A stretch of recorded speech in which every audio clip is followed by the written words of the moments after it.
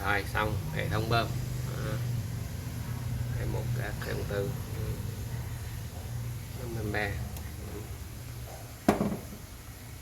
bơm chính auto đang auto off manual bù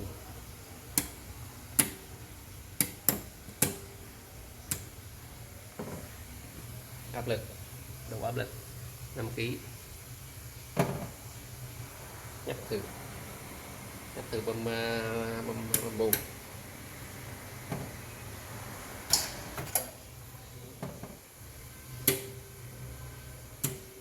nhắc từ bơm chính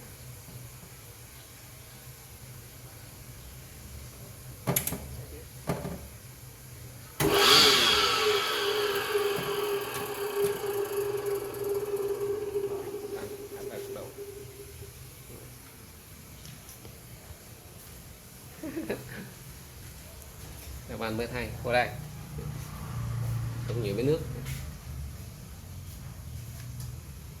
Ok ha. Rồi, xong hoàn thành.